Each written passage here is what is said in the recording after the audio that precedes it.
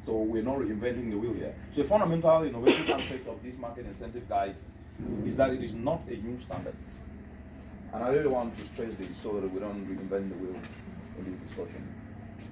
It is not a standard, and it is not a duplicating effort. It is a tool to help domesticate this. And that discussion have already happened internally during the three gardens. Rather, it is a logic to restructure implementation of already existing standards applicable by the Uganda National Bureau of Standards in areas of clean energy, in areas of sustainable nature and organic agriculture, take into consideration the area of health, quality, safety, and information communication technology.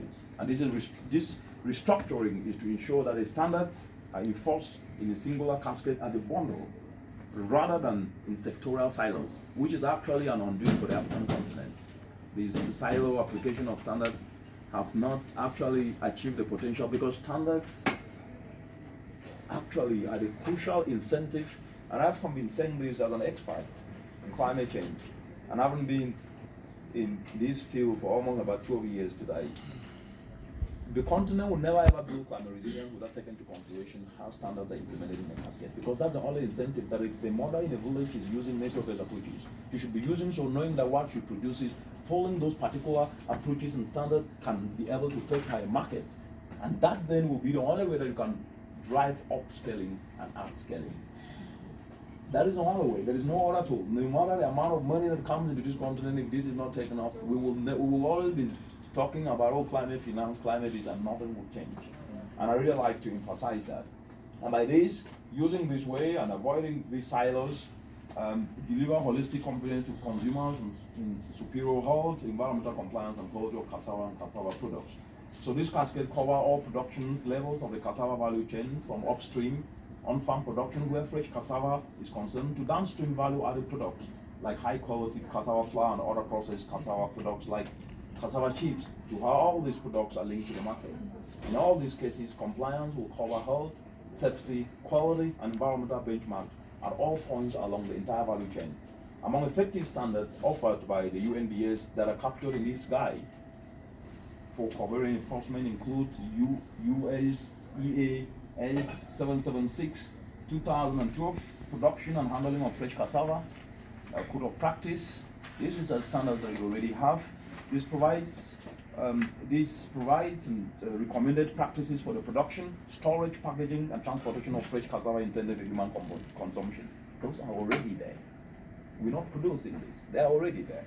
On processing, standards like the US EAS 779 2012 high quality cassava flour specification, which specifies requirements and methods of sampling and tests for high quality cassava flour, which is obtained from the processing of cassava intended for human consumption, industrial use, and other applications will be used. So these are just a sample of the merit of the UNBS. They're all here. So this is just for the purposes of discussion and simplification in this remark I'm giving. So these are just a sample of the merit of the UNBS effective standards that will for the first time be applied in a coherent cascade. I did not apply, that's not what we're saying. We're saying applying in a coherent cascade from production right up to the final consumer.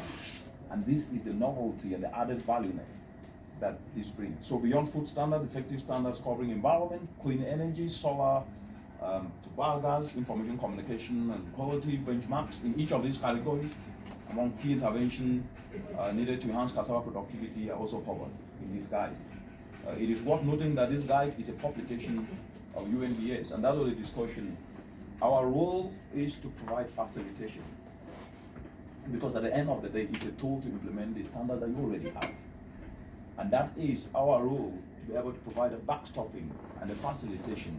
So it is very, very important to know that this guide is a publication of the UNBS, who maintain ownership and copyrights.